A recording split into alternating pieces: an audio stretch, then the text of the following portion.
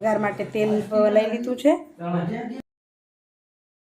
કાંદું બટેટું ને ટમેટું, અને અહીં ધોઈ રાખ્યા છે ચોખા, અને આ મસાલા આપણા. મેં ઘઉંનો લોટ લીધો, સ્વાદ અનુસાર નમક નાખી દઉં, 1 ચમચી જેવો મરી પાવડર નાખ, અને જીરું પાવડર હોય ને તો હળવાશ રહે એટલા માટે જીરું નાખીશ. આખું નાખશું ઘીનું મોં, એમાં નાખી પાણી અને લોટ બાંધી લઉં.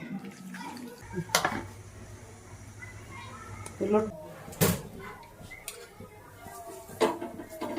લગાવીશ.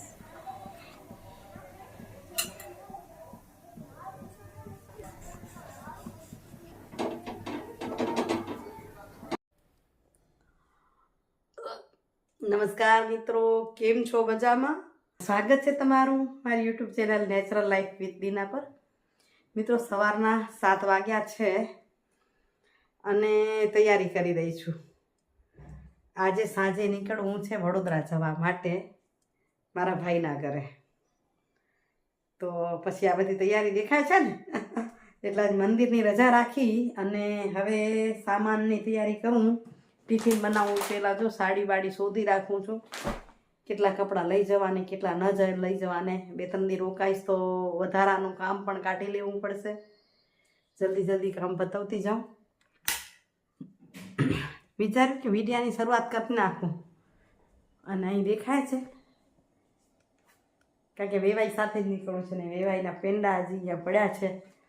વેવાઈ આજે રોકાઈ ગયા છે રામપર વેકરા, માંડવી તાલુકાનું ગામ છે. ત્યાં એમના મોટા ભાઈ રહે છે, કાકાના દીકરા, ત્યાં રોકાણા છે. અને અહીં બધો જ સામાન તો એ બધું કરી લઉં. એટલે સાહેબને કીધું તમે મંદિરે જઈ આવો, હું અહીંયા જ ભગવાનના દર્શન કરી લઈશ.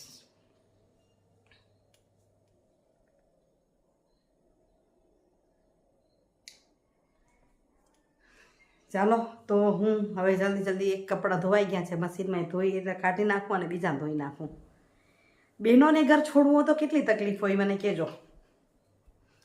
ભાઈઓને જવું હોય તો બહુ ચિંતા નથી હોતી, ભલે એને અમુક પ્રકારની અલગ પ્રકારની હોય, પણ બહેનોને આખું બધું સાચવીને જવું કરવું એ બધી સતત ચિંતા કરીએ.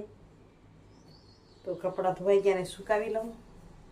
આ સાંજે સુકાવ્યા છે. હમણાં જાઉં છું ત્યારે ઘણા ધોઈને જઈશ અને પાછી આવીશ ત્યારે પાછા ઘણા હશે. તો અમારે સારું છે કે સાહેબ ઘણું બધું કામ કરી નાખે છે.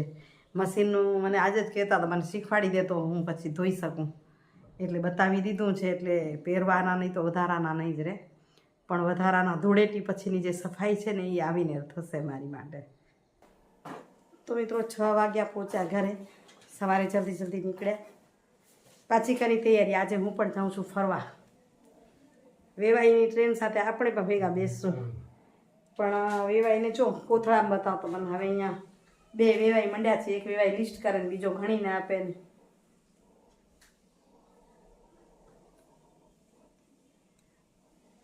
ખુશી વહેંચવી હોય ને તો એની માટે મહેનત કરવી પડે. કેવા લાગ્યા જો ઊંચું પાડીને જો એવા હે વળી ભૂલી જઈ એટલે નામ વાઇઝ ગોઠવવાના કરવાના, ત્યાંના કેટલા છે ગણવાના. અહીંયા જો ને કચ્છમાં તો વાંધો ના આવે, તો એમ થાય કે રહી જશે તો પછી વાત કરી દેશું. આ જોવું પડે, ઘટશે નહીં ને. ઘટશે તો કેમ કરશું, કઈ રીતે ગોઠવશું. ચાલો હવે ટિફિન માટે શું બનાવું વિચાર રહી છું. અને ગઈકાલે તો કાલના વિડીયોમાં તમને બતાવ્યું ને, સાંજે વિચારું છું કે રસ્તા માટે કેવું બનાવવું જોઈએ. રસ્તામાં હળવું ખાવાનું જોઈએ ને. તો ખીચડી બનાવું, શું બનાવું, કાંઈક તો બનાવું. આમે થેપલા તો બનાવવા પડશે. થેપલા ન બનાવું, મેથીવાળા આવ્યા ત્યારે મેથીવાળા થેપલા ખાધા છે એમ કે છે. તો ચાલો બનાવું. જીરું ને મરી જીરું નાખી અને ઘીનું મોણ નાખી અને થેપલા બનાવી નાખું. ઓલરેડી નક્કી કર્યું કે બહુ ભારે પણ ન હોય એવું કાંઈક બનાવી. તો ખારી ભાત બનાવીશ. પહેલાં ખારી ભાત વઘારી લઉં અને પછી કરું પરોઠાનો લોટ. આ 2 વેવાઈ વાતો કરે છે, આપણે સાંભળવા દીધા નથી. વઘાર માટે તેલ લઈ લીધું છે. અહીં સિંગદાણા, બાદિયા, લવિંગ અને તજ મરચાં, મીઠો લીમડો, કાંદું બટેટું ને ટમેટું, અને અહીં ધોઈ રાખ્યા છે ચોખા, અને આ મસાલા આપણા. હવે હું સીધો વઘાર કરી દઈશ. એની રેસીપી તમને નહીં બતાવું તો પણ ચાલશે ને, ક્યાંક ખારી ભાતમાં શું બતાવવાનું હોય. તો ભાત આપણા તૈયાર થઈ જવા આવ્યા ત્યાં સુધી બાંધી લઈ પરોઠાનો લોટ. તો અમે ઘઉંનો લોટ લીધો, સ્વાદ અનુસાર નમક નાખી દઉં, 1 ચમચી જેવો મરી પાવડર નાખશું. રસ્તામાં ખાવું હોય તો મરી પાવડર ને જીરું પાવડર હોય ને તો હળવાશ રહે એટલા માટે નાખવાનું. આટલું હું જીરું નાખીશ આખું. નાખશું ઘીનું મોં, તેલનું પણ તમે નાખી શકો નાખવું હોય તો. હું ઘીનું મોણ નાખી રહી છું. તો આ રીતે જો સારું ઘીનું મોણ હોય ને તો મસ્ત પોચા થાય. પછી વચમાં ઓછું નાખીને તોય ચાલે. એ ચમચાથી ઘી કાઢ્યું છે તો એને લૂછી જ લઉં આમાં. મોણને ભૂસીએ તો આપણે એકદમ મુઠ્ઠી વળે એવું મોણ હોય આપણું.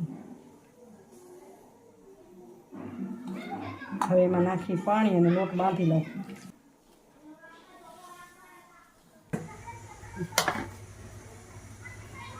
લોટ બંધાઈ ગયો. 2-5 મિનિટ રેસ્ટ આપું ત્યાં સુધી કરી લઉં તૈયારી, અને વણી લઉં પરોઠા. અહીં પરોઠા વણતા આવીને શેકતા આવી. પરોઠા છે એટલે ઘી લગાવું છું. તમે તેલમાં કરો તો કરી શકાય.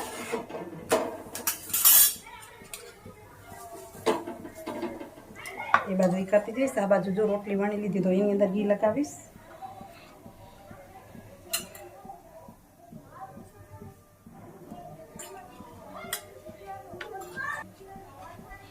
અને પાછું વણી લઈશ.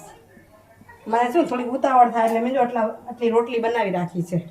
અને હવે ટ્રિંકલ બનાવવાના જ રહેશે આ રીતે. તો શેકી લઉં, બનાવી લઉં. અને થોડાક હળવે હાથે વણવા પડે ને તો તે ઘી નાખ્યું હોય ઘી નીકળી જાય.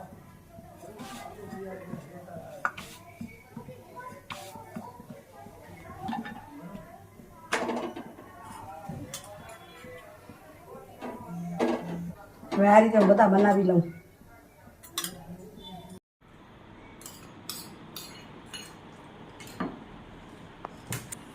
જમવાનું થઈ ગયું તૈયાર.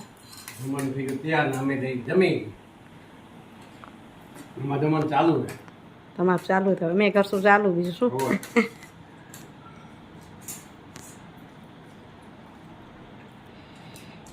સાદું બનાવી મેં.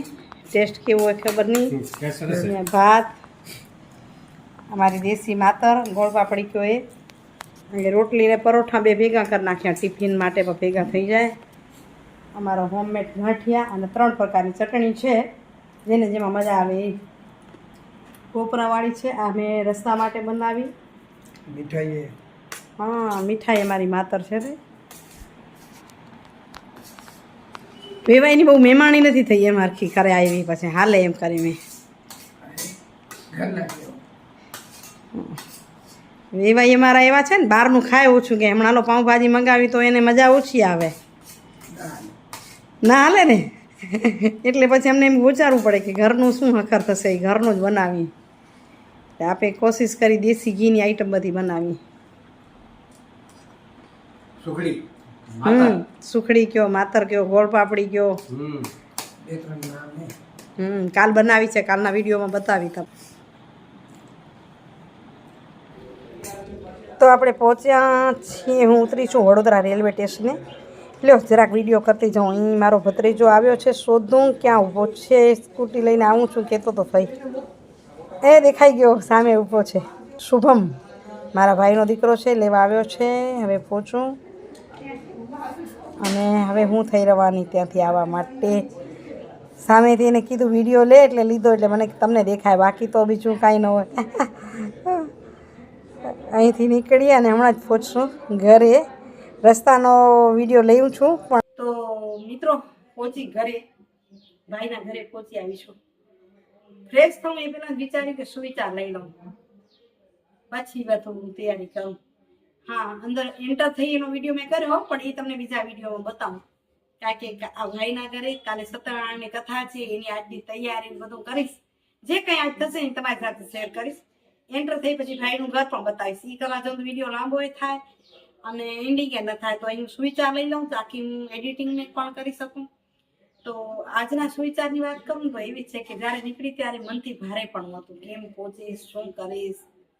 આટલા દિવસ ભાઈ ભાભી હતા, હવે ભત્રીજાઓ આવી એના પછી હું પહેલી વખત જ અહીંયા આવી છું. તો એના પરથી એમ કહી શકાય કે જિંદગીમાં એટલું બધું ભારે કાંઈ નથી હોતું જેને હળવું કરી શકાય.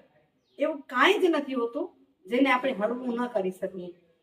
કારણ કે હળવું કરવા માટે થોડીક મનથી જતું કરવું પડે તો હળવાશ આપોઆપ થાય. તમે જતું કરો એ હશે. નવી દુનિયા અને નવા પ્રયાણ એ કરતા જઈએ તો હળવાશ આપોઆપ આવી જાય. પછી ઘર હોય, પરિવાર હોય, દુનિયા હોય, ગમે તે હોય, હશે અને જશે. આ હોય તો બધું જ હળવું થઈ શકે. કાલે મળું છું હવે સરસ મજાના વિડીયો સાથે, આ ભાઈના ઘર સાથે, ભાઈના ઘરના પ્રસંગ સાથે. હા, આટલા દિવસ તમને રૂટિંગ જ વિડીયો હતા. હવે તમને કંઈક નવું દેખાય છે ને, વેવાઈ આવ્યા પછી પણ નવીનતા, અહીં આવી એના પછી પણ નવીનતા તો તમને મળતી રહેશે. કાલે મળું ફરી. ત્યાં સુધી આપ સૌને જય શ્રી કૃષ્ણ, જય જય ગરવી ગુજરાત, જય ભારત અને જય હિન્દ. હરિઓમ. Bye bye.